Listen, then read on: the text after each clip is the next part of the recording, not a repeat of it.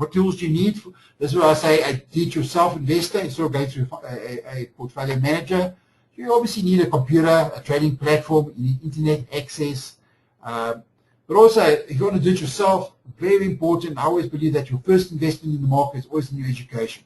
So online tutorials, online videos, online webinars like we're having here. And we have various meetings and newsletters and that. These are just tools to help you make a more informed decision. Okay, let's talk about investing, talk about trading before heading into some questions. Trading on the other side, obviously, involves more buying and selling. So we can still use shares, you can use exchange-traded products, but now we start bringing in more derivatives, equity single stock futures, contracts for difference, your index futures and currency futures. Because the main advantage now, when talking about more frequently buying and selling, first of all, you got leverage. It's more capital efficient, and also it is cheaper buying derivative products than the equity products. But I know most of you might still be novices. I suggest before you even consider getting involved with derivatives, understand how a share moves up and down and trade the shares first. Okay. So the goal is to generate returns that outperform a buy and hold strategy. So those of you that are investors already, you want to add on a trading account.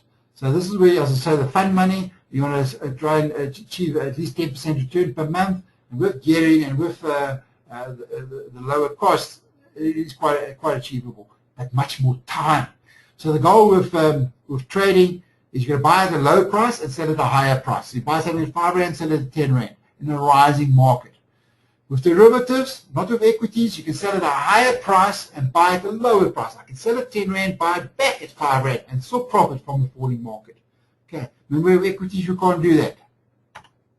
So the idea is that we're making profits and losses in a very short period of time, but very important when it comes to trading to manage your losses. So many of us traders, we use protective stops to automatically close out any losing positions. That is usually at a predetermined level. When it comes to trading, as opposed to fundamental to investing and fundamental analysis, with traders, we use tactical analysis. These are tools to help us bend the odds in our favor, but also to highlight high probability setups. So here's on the next slide, you see here's a graph of S&P Miller, and I'm using a bit of hindsight. Yeah, back in October last year, there was this little breakout, and there was this gap up. Yes, it was trading below its moving averages, so it would be more ideal for an aggressive trader, someone going for high returns at higher risk.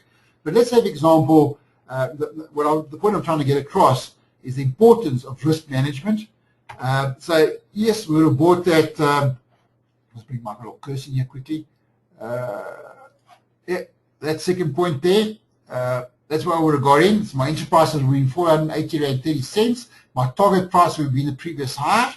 Okay, if I draw a line across here, and my stop would have been just at the bottom here. So that's the three numbers you first need to know as such. Let me just get rid of my cursor again. Sorry, I clicked on the wrong one.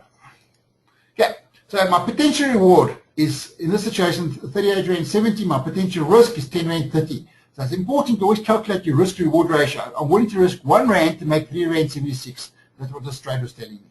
So that helps you look at the stop loss. Other side of the coin is what you call position sizing. Now, when it comes to starting capital, I always look at 100,000 plus. I know some of you might have much less than that. Just understand that you have less flexibility, less funds. But let's say we're working on 100,000 Rand. You should be working on about a 2% a risk factor for each trade. So 2% of 100,000 is 2,000 Rand. In this situation, I'm going to divide my potential risk per trade by my stop loss. Remember, it was 10 Rand 30 to give me what they call position sizing. In this situation, 194 shares or 2 single stock futures contracts. So this is another way of managing risk. So ultimately, with this trade, with the gearing, I would have made 53.72%. 5,707 Rand profit divided by my margin, 50% margin in this situation. So this is what makes trading attractive for most people, that kind of gearing and things like that.